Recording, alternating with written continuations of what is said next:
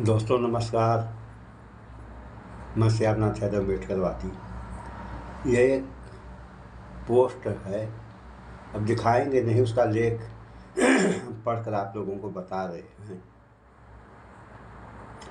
इसका लेख है, उसको हमने जो कॉपी पे लिख लिया है, आप लोगों से आगे वीडियो में बता ही दिए हैं कि किसी कारणवश अब हमें जो है वीडियो बनाने में कुछ परेशानी तो आ ही रही है।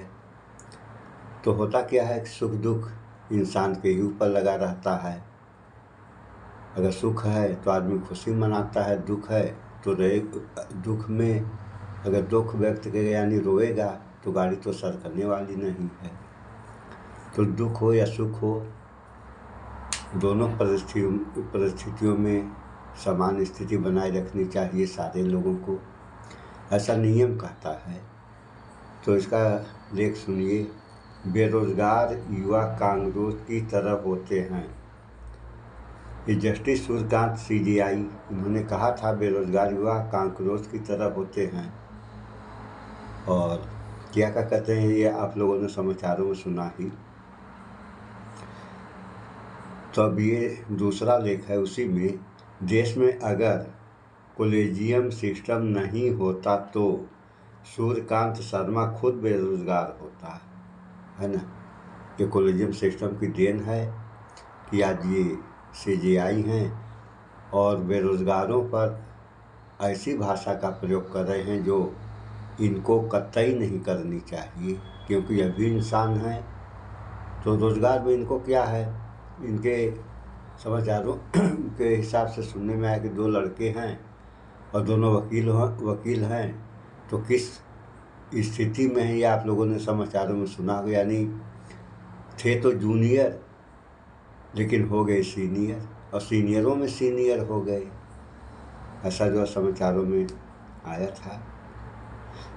ब्राह्मणवादी मानसिकता वाला कितने भी बड़े पदों पर बैठ जाए लेकिन उसी मानसिकता कभी नहीं सुधरती, ये कहना है मोहित अर्जुन, कांग्रेस के हैं ये। तो ऐसा ये कह रहे हैं, तो उनके कहने में गलत तो है नहीं, बात सही है कह रहे हैं।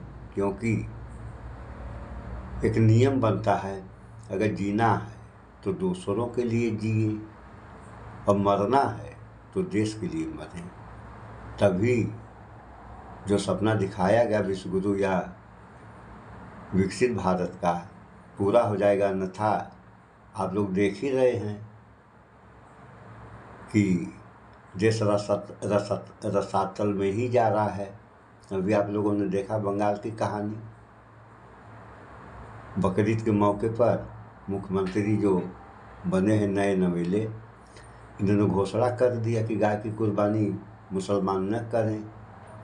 तो वहाँ के जो बड़े मौलाना थे उन्होंने अपील कर दिया मुसलमानों से, यानी अपने भाइयों से, कि गाय और भैंस दोनों की कुर्बानी मत करो, करना है तो बकरे की कर लो, या उसी पैसे को जिस पैसे में कुर्बानी कर रहे हो, जितना पैसा लग रहा है उस पैसे को कहीं दान कर दो, वह भी पुण्य खाता में आ जाएगा।